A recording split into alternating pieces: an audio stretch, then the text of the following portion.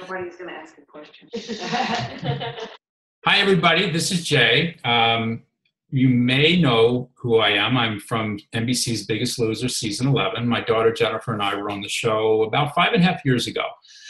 And in that 5.5 years' time, I've had the opportunity to travel to many places and talk to lots of different people. And about a year ago, I created a website called couchkills.com, and I really didn't know what I was going to do with it, other than the fact that I wanted to create a global platform where people of all different levels could be touched, moved, and inspired to do something to start some health and wellness journey. Yes, people can lose weight, and yes, people can get fit. But really what I wanted people to do was to kind of what I call, create a life they love and to live it well. Because what I've found is that sometimes when people just focus on losing weight or just working out, that's great. But sometimes other areas of their life don't work for them as well as they'd like to. So what I've found is that it's a balance between really creating a life that you love and then living it well. So a lot of the things that we're going to do are explore different areas of our life to try to have that kind of fulfilled, balanced life. The other thing that I found was I do meet people at times that do a great job of health and wellness on their own. But I would say the common thing that I found that I'm at least most intrigued by is the fact that there are places where there are people that have created communities of health and wellness. And it's kind of like what happened on Biggest Loser, where we were in a controlled environment, and yes, it's TV and all of that, but there was a camaraderie that had happened. There was a connection. A lot of things you would see on TV where people would share their own personal stories, and Jillian would break us down for the people who are willing to do that, to have a personal breakthrough. And what I've found is that it's the people that are in a community that don't stay by themselves that make the biggest changes in their own reality show. So what I decided to do was to reach out to people that I knew that were making a change where they lived, and I wanted to share their story, have them tell what they were finding out, and share that with other people, literally all over the world, because I just think that if we can connect the dots between communities of people, and they don't have to be massive amounts of people, I think there's going to be a real shift and a change in people's health and wellness. So I have no clue what we're going to do today, other than I have invited somebody that's been very patient with me. Marissa, I met Marissa online, and she'd been, we kind of worked back and forth with social media, and we talked on telephone a couple of times. And I wanted her to join Couch Kills as this idea that I had for a Couch Kills guide. And so she and I are kind of playing with that. But what I wanted to do today was to bring her to a video with some of the people in her community. And we're just going to kind of do a question and answer, and we're just going to kind of talk about things so that we can start the ball rolling. And like I said, I have no idea where this is going to go, other than the fact when we get done, we're going to have a video that's about 30 minutes long. I'm also asking them to send me some questions, some things that I think are going to be common that lots of people are going to want to know about. And I want to be able to share who they are, so that if you guys are touched, moved, and inspired by what they're doing, you can if you live near them, you can join them and join in their community and really, see what you can create together with them. And if you have an idea that where you live, anywhere in the world, that you want to create a community like this, you can reach out to Marissa and her group and learn what they're doing. So this is literally a Couch Kills conversation of people getting together and just kind of sharing things back and forth. So with that, I'm going to introduce Marissa, who has brought just a few of her Move It Mamas. That's the brand that she's created, Move It Mamas. And I'm going to ask Marissa to share who she is and her story, and to just kind of tell us a little bit about that. And then what's going to happen is we're just going to answer some questions back and forth. I'll share some things with you. We'll close it up, and then I'll, they can share this video. Hopefully you'll come back and look at couchkills.com and look at the article that I'll write about this. The video will be there as well if you want to share with other people. So with that, Marissa, this is all yours. Share with people who you are and what you're up to. Thank you. Well, hello. I'm Marissa McClellan. I guess my little story started a long time ago. As a child, I feel like I can relate a lot to Jay, because I feel like I started my first diet when I was in elementary school, probably just saying, oh, I probably shouldn't be eating that. probably shouldn't be eating this. And I noticed as a child, I was eating more than all of my friends. And I didn't know why, and I still don't quite have the answer. I just know that I learned to medicate things that I was feeling to absorb them in food. So I struggled. I was always heavier, but it was never a big issue until college. In college, I was on my own, all by myself, and secret eating and hiding and being all by myself, and fast food junkie had my name all over it. I would find fast food, I would eat it in my car, all by myself, throw away the evidence, and nobody would know about it. And I thought nobody could see it. And so I would just wear bigger clothes, larger clothes, larger clothes. And then finally, actually my big breakthrough, which I wrote about on my blog, was I stood in a friend of mine's wedding. We were best friends our whole life. And I would always say she was the skinny one and I was the fat one. And she asked me to be in her wedding. And I was so excited. And I went to the bridal shop, and I remember it was so pivotal because it's like you think when you're a heavy person, nobody sees it. Like I always felt like, oh, I'm wearing a big t-shirt so nobody can see who I really am. And she measured me and she said, well, we need to get a size 24, or do we need to get a 22? And she's yelling it in front of all these size 2 ladies that have no clue what that even meant. And I wanted to crawl into a ball and hide. And I guess that was my first time that I knew everybody sees my problem.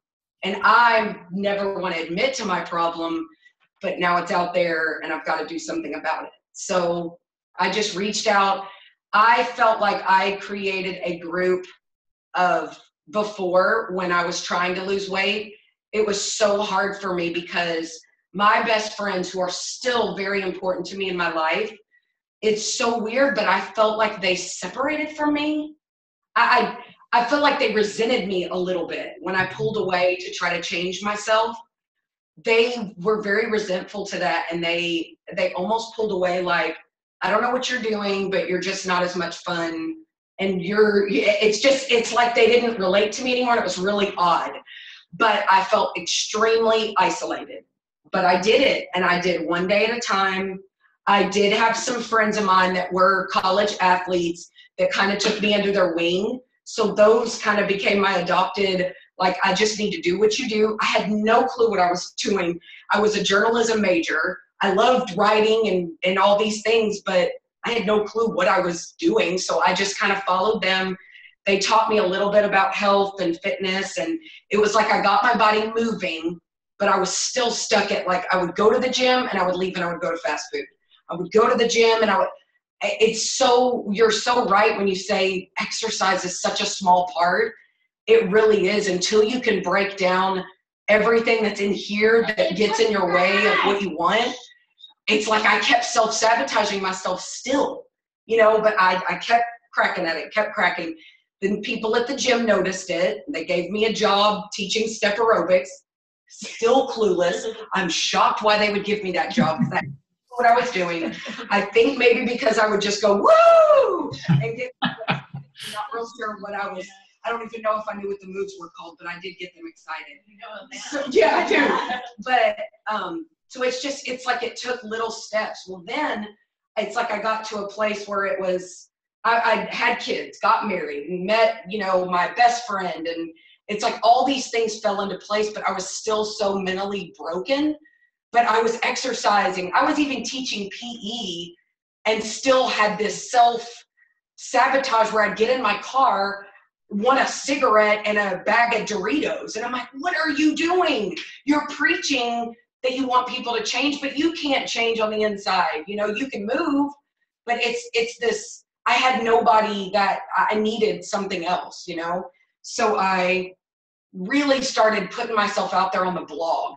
I'm like, maybe if I just raw tell it, like I tell about walking into my pantry and crying because I want to eat all the junk food, but then I feel sorry for myself because how come she can eat all the junk food and I can't? And I mean, it's this mental playing a game inside your mind, and I couldn't get past it. And so I decided I would I put out there on Facebook after I got a bunch of feedback from the blog, like, start reaching out to people around you and see if you can find people that are like-minded so you're not so alone going at this. So I just put it out there on Facebook. Hey, somebody come exercise with me. I don't care who you are. I don't care what your fitness level is. Just come work out with me. And it started with one, and now we're at this huge, I don't even know. It's like you said in the beginning of the video, you don't know what you're doing. You're just doing it. That's exactly how it was. It was like, I don't even know what I'm doing here. I cried probably 3 times a week during boot camp. After I got people out of their cars, like some people would come and sit because they had read my blog and saw how mentally crazy I am anyway. So they felt related to that. And like, wait, I just poured my heart and soul telling you how nuts I was. You liked that? Like, why would you like that? But they liked it because I was real. And they've met all of these people in the fitness world. I feel like is so full of, not fake, but it's just this perfect little workout outfit, and they've been exercising and they were an athlete their whole life, and it just falls into place. I honestly, and I've never really asked them, I think they like me because I was a little broken. And I know what it's like to suck at something and fail at it and succeed, and then succeed forever and then fail, and then get really far ahead of the game and then fall all the way back down. And I tell it like it is. It stinks. It's miserable. There's nights you cry yourself to sleep and you don't even know if you're happy, sad, mad, or what. But you just get up and you find your balance. And to me, I always tell them, you feel far better when you try. So don't give up. Just do something. And even if it's, I hear people, well, I can't eat like you. Well, great. Then get to the workouts and exercise with me. And then just maybe you'll relate to part of my crazy, and you'll go just try to make a better choice. And then maybe you'll put on that better choice on your kids. And maybe those kids will tell, I don't know. So I really don't know what I'm doing. We've been going at it for it's been over 3 years, and I feel like it's still a drawing board. It's like every time we meet a new person, I'm like, let me tell you about my splattered life history of everything that went completely wrong and how I butchered all this stuff, but I somehow just seem to keep finding my way back because of balance. And it's, you know, we talk about how sometimes it stinks to look at yourself in the mirror. And I mean, we put it all out there, divorce, happy marriage, fighting, all of that stuff has a huge correlation to us as females and our emotional connection with food or something, a crutch, because like you said, we think we have to hold everything together. And so we have to go with what it is. And that's not true. You got to spill it. So sometimes we've had mental just breakdowns out there, and it's just the most beautiful thing I've ever witnessed. We've got cancer surviving, and it's, I don't know. So like I said, it's a dream come true for me because I have these people that get me and they understand what it's like to feel good and to feel bad and to just keep knocking down whatever we're trying to just break through and reach a milestone. I think that what you said is so well said, because it in many regards is exactly why people are so attracted to Biggest Loser, ABC, you know, makeover edition, extreme weight loss. And what I will tell you is that the first step to transformation is vulnerability and a willingness to not know. And I think that's why so many people are, first of all, they're afraid to share. They feel like a failure. And let me tell you something, and you don't have to be overweight to have that issue. There's a whole wide range of people that have secret eating issues. Like I've told you, that was a big issue with me. There's women that you would look at and have no clue that have secret eating issues that look, you know, like you would think are fit. And the challenge that happens with any of us that are challenged with our weight is like what you said, Marissa, we can be seen. You know, I can tell you for myself, the thing that always, and I still to this day, I'm much smaller than I ever was, but I feel uncomfortable when I say touching people. I hug people, but what I mean, if I sit in a chair, I feel very uncomfortable that I brush up against them. I feel like I'm invading their space. You know, when you would walk down an airplane, it's nice now because I can walk down an airplane aisle and not like bump into people because you feel uncomfortable. So there's a whole world of what we think in our head that we think we're weird, we're strange, we're failures, or whatever. And like we've talked about, the more we get that out and out this is not a place you want to live. This is a very scary place for everybody. And the more you can get that out and share, and you find out you're not so weird. So I want to acknowledge you for the fact that you don't know is exactly the starting point for everybody to start to get a transformation in their life. Now, what I will tell you, and this is something that I have always learned, is that it is so critical to start to understand what you tell yourself and the stories you tell yourself and the way that you'll continue to, some people will tend to still live in their past and make themselves wrong. I did this, I did that, I'm a this. And so what I'm looking for are people like yourselves where you've admitted and know that you don't know, but you're taking action. And what you want to do, like exercise, you want to get better at. You want to get better at catching yourself at where you're speaking something that's going to defeat you. And people don't understand. So like for me, I have the trouble when people say it's a daily struggle. I get it. I understand. It's not knocking them. I'm not saying it's not, but I will tell you, if you're going to ever get free from that, you have to be aware that that is not going to help you. And I think you guys know from that, I don't know if you see it or not, this is that I only have one, I'm not like a tattoo guy. Like I'm 59 years old. Okay. So it's like, I'm not trying to get tattoos. But that tattoo on my arm, I got from when I was with Jillian, and I had this breakdown when I was in New Zealand because Jennifer had gone home, and I was just like, I was worn out. I was tired. I was mental. It wasn't good. And I had gained, the only time I gained weight because we had flown on an airplane, and I was spot on in everything I did. But when you fly or you sit in a car, whatever, you sometimes will retain water. And so I put on like a couple of pounds or whatever. And so she was, PO'd at me, and it was like, it was horrible. And what had happened was with Jillian, I had said, she said, what happened to you? You used to do so well. And I said, Jillian, look, let's face the truth. I'm not the youngest. I'm not the strongest. I'm certainly not the fastest. And she said, why do you say that? I said, Jillian, I'm not. I'm not. I did this like 10 times until she kept saying, why do you say that? It's like, it's true, right? And then what all of a sudden is like, oh my God, like this is the script that I was living in my head. And it was true, but that wasn't the issue. The issue was that was the way I was going to live the rest of my life if I kept saying that. And I got clear in that moment. So that's why when I came home for the finale, I had gone and I said, I want one tattoo, one thing to leave on my body to remember what I learned, okay? Because the show's going to be over and I have to live the rest of my life. And that quote is, there's two parts of the story. That quote is, what you're for strengthens you.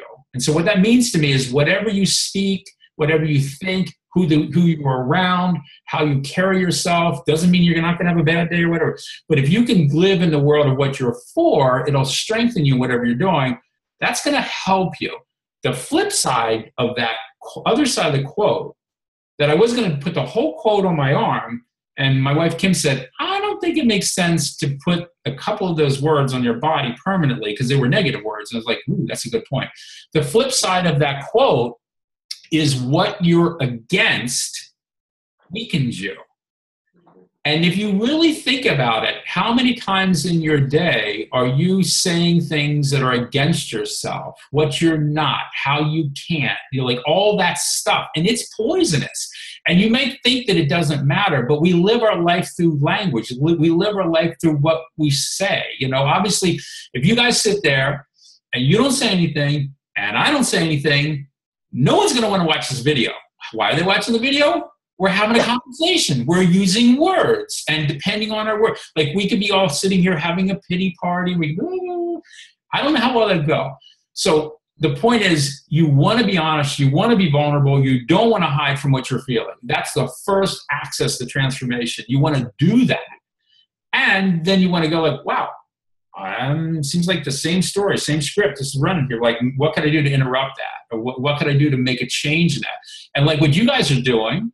You're doing that because you're sharing, and you're now what'll start to happen is you got other people listening. It's like, hey, Susan, I got what you're saying. I've heard you say this 1,000,001 times here. I know that you're hanging out at the drive-through. You go to the gym and work out, and then let's just look at that. Like, let's not make it wrong. Let's just what can we do? Like, what's causing? Like, what's the thinking? And I don't. And here's the point. I don't know. I'm not saying you guys know, but like what you said, Marissa, it's like you're in that conversation. You're starting that. So I hope that anybody that's watching this is really getting that. What are we talking about? We're really not talking about how you exercise, and I know you know how to do it, and you can share with people, things that you do to boot camp or whatever. We're really not talking about food, because it's fine. We can talk about it. We all know the best this thing and the that thing. And if you ever watch some of the stuff I do, I love cauliflower crust pizza. I mean, there's plenty of great examples. My God, just go to Pinterest. It's a food orgy on there. Amazing stuff. So there's plenty of that. I just want to see people have more real conversations about what's really going on, and then be in commitment to other people to okay, let's just get it all on the table. Let's just look at it here, and then let's see what we can do. And that's what I really got from who you guys are and what you're up to, which is really cool. So, Marissa, anything else you want to say about that? Or then maybe if you guys want to start asking some questions, the things that you think that are maybe common things that you want to know that I can share, or things that you guys have as questions. I mean, let's see what we can keep, generating here back and forth. I want them to ask you questions, definitely, but I wanted to touch on the part where you said about you don't have to be overweight. Right. That's a huge thing for me with these ladies. When I first started the group and it started gaining popularity and we started getting more people, I honestly thought, Jay, my whole life, I thought only people that were overweight struggled with their body. Like you said, this picture, I would look at people like, oh, I wish I looked like that, or I wish those people were showing up at my boot camps. And I'm like, well, I honestly, to be honest here, I would think to myself, well, why are they unhappy, trying to make change? What do you have to change? But it was me realizing, and this was right in the beginning, oh my gosh, they have, if not worse insecurities than I do. It's the same battles. They tear themselves apart mentally, and it's that getting past what we think, like you said, like thinking we're something that we're not. Like I always hear, I've never had this struggle, but all of my ladies, their hips, their rear end, all the time. That's all they talk about. Oh, we're going to do more of those. Thank you. You're going to get rid of my butt. That's all they care about. But that's their insecurity. They think it's like, it's so weird, the mental stuff that we go through. Like they're not even heavy, but in their mind, they think when they get undressed, it's just this train wreck. And right. That's awful. So it's us coming together, I guess, talking about, I had one of my ladies last week say, well, I'm too old, or my age is getting in the way of my goals, and I'm just too old to do this. And another lady flew, which she is here, and I'm not going to call her out, but she flew out of her seat and she said, you wait a minute. I have lost over 60 pounds. I have changed my entire life. I look nothing, feel nothing like I used to. Don't you dare tell me that my age is getting in the way of squat. And that's the kind of stuff that's other people that are her age needed to hear that. It's like, oh my God, you're right. Look at you. You're right. I don't have to be 20 to reach my goals. So I think that's what sets us really apart, because it's not just showing up at a gym, which I don't knock gyms at all. Sometimes I do, but they go and they leave. There's no camaraderie. There's no, thanks for coming today. I'm glad you got up off the couch because I know you feel like crud. Good thing you wiped it off and you showed up anyway. Like they don't have that. And I feel like that's what a lot of them keep coming back to, is that sense of, oh, I've missed you. Where have you been? Oh, I've had a lot of heartbreak and I've been through a lot and I just lost my mother, or it's crazy. And I want them to ask questions, but I really wanted to share one. I shared with them last week at our 3-year anniversary of being a group. We have one of our moms that has done incredible things with us, but she lost her father I guess it was how many months ago? March. Yeah. Oh, in March. Look, she knows what I'm talking about.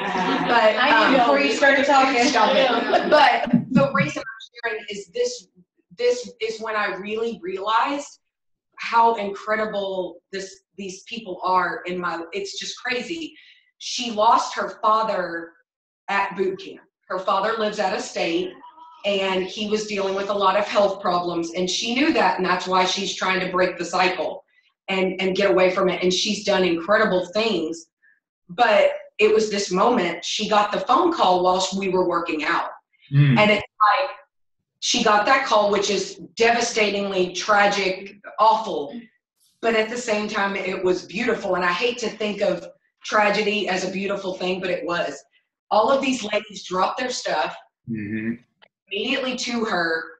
And like, she felt this, like she said, she felt like this unit like wrapped around her and like held her. And it's hard for me to not cry, but that's when I knew, oh my God, like this really is that pick you up when you want to fall down. So we are an exercise group. We meet an hour a day, but my God, Jay, it was the most incredible thing to witness, because that's something you can't make that and just turn it into, everybody just reached out and they grabbed her like, you're not alone, and we're going to get through this, and I don't care what it takes, we're going to lift you up. When it was just a really cool moment. And so like I told you, I believe wholeheartedly that what you guys are doing is amazing, because the trend that I've seen where transformation happens, and I used to hate the idea of group exercise before Biggest Loser. I hated it. I was like, I don't want to do it.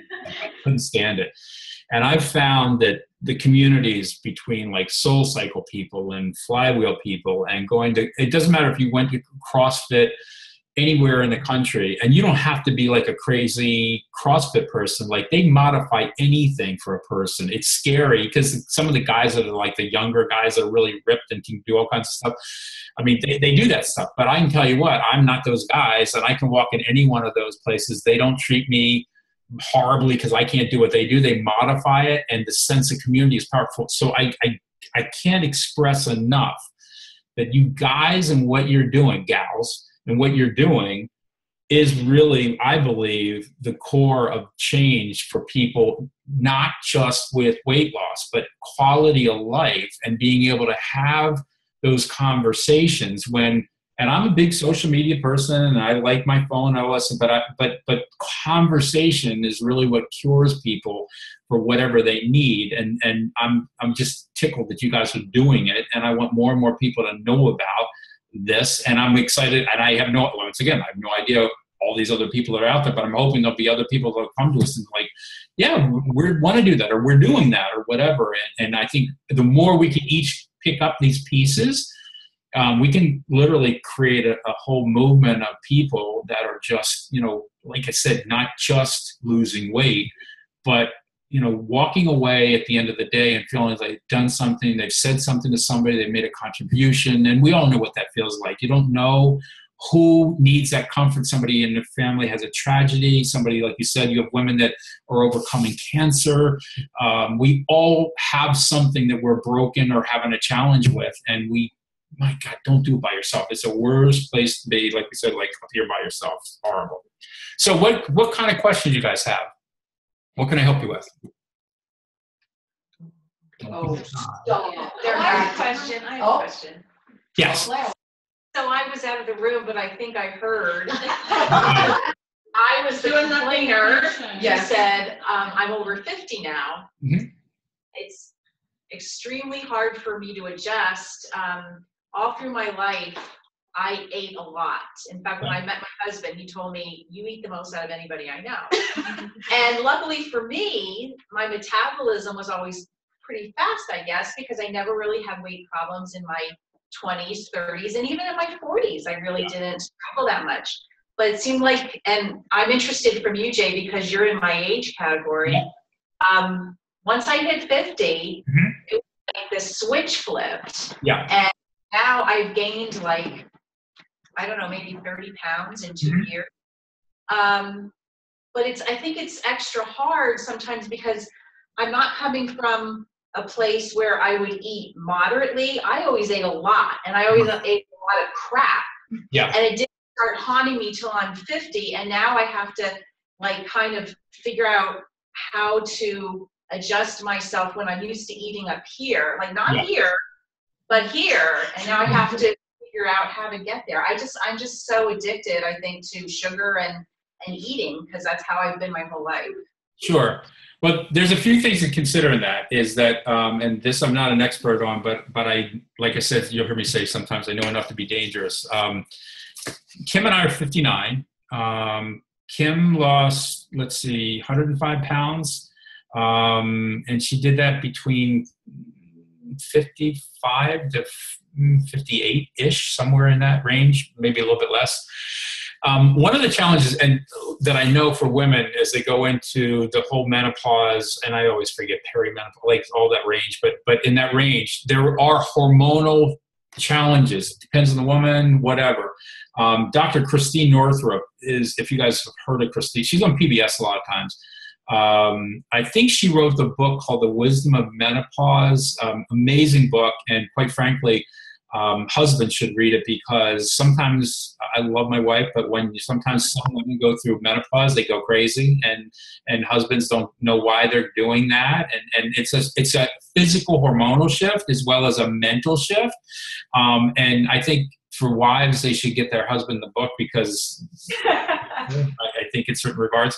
So I do know that is something that is depending on the woman, it's a hormonal phenomenon that's a challenge. So it depends. So sometimes here's what I always tell people when you talk about what you want or gaining weight or not gaining weight, some of what you got to get settled with is like, what do you really want to change? Like how, to what degree, like, because there's some people that will never be happy unless they lose the 20 pounds or whatever that, or 100, whatever that is. And they're like miserable the whole entire time. So sometimes, I'm not telling you that you shouldn't care.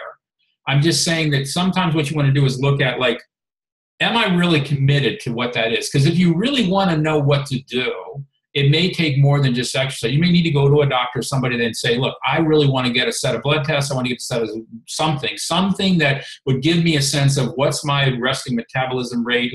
Like, let's put it this way. There are scientific things and there are medical things that if you really are serious, you can make a change. The reason why we lost weight on Biggest Loser was we had extensive medical testing in terms of where we were with our medical part. We had people paying attention to us all the time. We tracked everything we had calorically. We didn't have any of the other outside influences, but there was a system in place, and everyone can lose weight. When people say they can't, no. You can, it can be done. It may require you to do things that you don't want to do, don't have to do them, but you want to get settled on what will that look like? Well, if you, like you said, put on 30 pounds, would losing 20 be fine and you could just kind of have some wiggle room? Maybe that would be, but I found that unless you have a goal or somewhere to go, like if you guys wanted to go on a trip, you would know where you want to go. So many times, especially for women, they won't know where they want to go. And they have this vague sense. And like what you were saying, Marissa, it doesn't matter what size their butt's going to be. They're still going to have this horrible thought of what their butt is. And yet, the funny thing is nowadays, you guys know culturally, like the whole big butt thing's a big thing now. It used to be a time when it wasn't. Now it's like everybody's trying to get a big butt implant or whatever. So I think the point is, and I'm sorry, what is your name? I didn't get your name. Jane. Jane? Yes. Okay. So to answer, it's a long answer, but one of the things is I do know that sometimes people, I'm not saying you are, sometimes people use their age as an excuse, but I do know for women that it is true that there are some things to look at. So if you really want to make a change, you probably want to talk to somebody that could give you some insights about that and give you some clues, because there may be some things that you could do. And when you, in just as some coaching to think about it, when you said that's about, sugar and addicted sugar, and I get it, understand it, totally do. But I also know that whatever, that's a wiring that we've had. It's like a default system. That's like, I'm that person, but whatever it is, we all have those things we say, but even when I say that I was a secret eater, it's like, I'm still living with like, that is, it gives me like a default, like, well, I'm not eating as much as I used to, but I was a secret eater. So a lot of it's really hearing it and then being honest with yourself. What are you really willing to do? And if I'll give you, for instance, one of the things that's really helped me a lot of times, like when I'm beating myself up about if I'm at a place like where I'm weighing like 260 and I want to be back to my finale weight of say like 220, which is one of the things that I'm working on. And I've lived like 40 to 50 pounds above my finale weight from Biggest Loser for 5 years and comfortably, and I've been successful in staying in this little range. And sometimes I'll be like, I can't stand it. Why is it not coming off? And blah, blah, blah, blah. I mean, I can go through a whole story. I eat so much better than I did. I'm walking 20,000 steps. I go through a whole list of stuff. And then I go, when I weighed 435 pounds, if I could have waved a magic wand and weighed 260 pounds, I would have been in seventh heaven. I would have been the happiest man on earth. Sometimes we forget to be grateful for where we're at. And I will tell you, if you started where you're at, where I'm XYZ age, you start thinking about all the things to be happy about. Actually, it's helpful and it creates a paradigm shift. I've found anytime that I'm in a miserable state, if I can find a way to wait a minute, let me just see where I'm at here. I find that actually the rest of the day I move a little bit more. I eat better, but if I start my day with some crappy thing because I had a mud wrestle over my scale, and sometimes I have a mud wrestle over the scale, and I posted about it like it's a Ouija board. Like sometimes I'll stand, I was like, oh my God, that can't be the number. Let me move it here, let me move it there, and I'm moving it all over the place. And then sometimes it does change, and so it's like, yeah, look at this, the scale's wrong. Whatever, the scale is, the scale is. So I know that's a long explanation, but it does kind of cascade into a lot of places. Age does affect it, but it's also important to really get clear on like do you really know what you would be happy with? Like if that 30 pounds went, because I'll tell you what, I've met people, they got rid of the 30, they weren't happy. Then they were like what you said, what Marissa said, they were scared to death. Oh my God, if I eat, like I'm going to blow up. Oh my God, I lost the 30. I just gained 5. Yeah. I 5. It doesn't matter. I suck at dieting. This, and they go through the whole, and now they're up to 30 and then they're up to 40 and 50. And it's always the thought after we did something that we weren't supposed to do. That's like the one it screws us up. And it happens for everybody. If you can interrupt that, you're a lot better off. No, but I tell them all the time too, like if they have a goal, I don't like these big, huge goals because I feel like if they reach the goal, like you said, 99% of the time, and I did it too. That's why I tell them that all the time. It's like, oh, I would give anything to be a size 6. Yeah. And you get there and it's like, oh, I did it. Thank God, let's go get bad food. Yeah. And that's a horror, but it's the truth. It's like, so what I always tell Jane and the ones that are unhappy, or, they're just frustrated and it's, gosh, I did so good and I didn't lose a pound or something. Well, you made it through an hour boot camp that's freaking hard and you're strong, your muscular strength, your endurance, the stuff that you're doing, and you feel better. You're a lot nicer person to your husband, to your kids, to your family. To me, focus on that. Or like you said, one donut goes really, really bad and it just tumbles out of from there.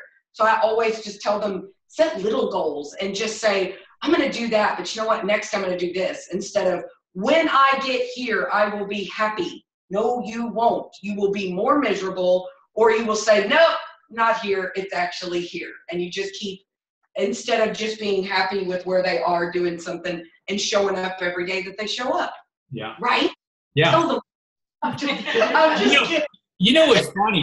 You just gave me an idea that might be fun to do sometime if people are willing to do it. Imagine us actually coming back on and doing a video where everybody came to the video with that, like what I would call the trigger foods that set them off. Like for me, I grew up in Maryland before I moved to New York. And like, for me, it was like a tasty cake. And my parents had a 7-Eleven. So before Krispy Kremes came along, okay, we got the trays of donuts, and so what happened is that once the donuts were old, like I learned that if you take a donut and you stick it in the microwave for like 20 seconds, it's like a Krispy Kreme. Now, there was no Krispy Kremes when I was 18 years old, but I invented them for my own world. And so, you know, I have trigger foods that, like, if I was, when I want to go rogue, like I want to have like a tasty cake and like Doritos, like that, you know, that old sugar salty thing. Okay. So if I do that, in my old way, it would trigger something. So imagine us all coming to having one of these videos, but everybody had to come with their, whatever that thing is that sets them off. It'd be interesting to see what would happen, what everybody would bring, and then all of us would have to eat in front of everybody else what that thing was. And then we'd talk about, could we actually do that? Could we get some freedom from like that whole horrible thing? And then I'd be curious to find out like what happened the rest of the day. Did you then go rogue the rest of the day? It'd be an interesting social experiment to see what people would do. They usually give me that look because I know they went rogue over the weekend. I love telling them that because I know Monday they won't make eye contact with me a lot of times, and I'm like, okay, tell me about your weekend. Yeah. I think we should, because I tell them all the time, everybody, it doesn't matter if you're overweight or not. Right. When this group, they've all got triggers. They do. And they may not tell you that, but they've told me. And they've all got them. And it's that comfort, like, it's weird because it still satisfies so much, like stress and mad, happy, anxiety. It's like all in that morsel of that food that they have. It's just, it hits it all. It's fun. And the shame is, here's the shame. You don't even get to enjoy it because now you're like, let's face it, a piece of cake, like a piece of great carrot cake or cheesecake is amazing. Imagine if you actually could have freedom and eat it. Now, see, Kim does that. My wife does that. I don't know. She's got some kind of weird, and sometimes Jennifer and I bust her chops and she gets upset. It's like, Kim, you don't have a fat mentality. Like, you don't have that. Like, she can actually, like, if somebody tells her to do something, she'll do it.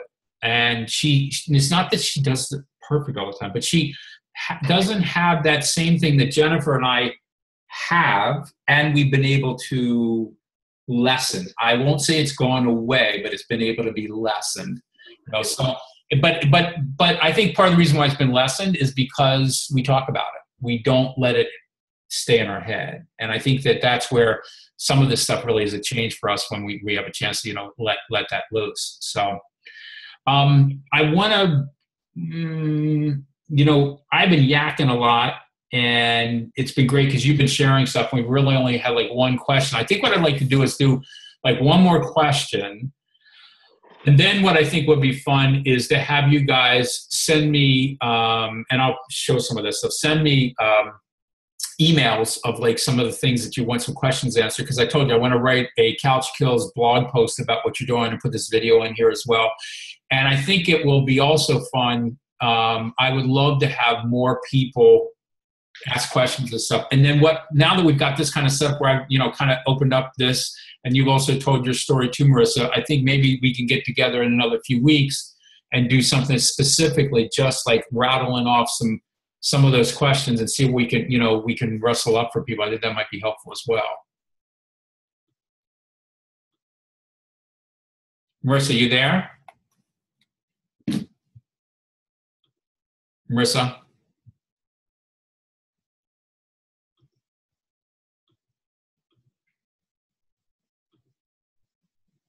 I'm not sure what happened. I think we might have lost the connection.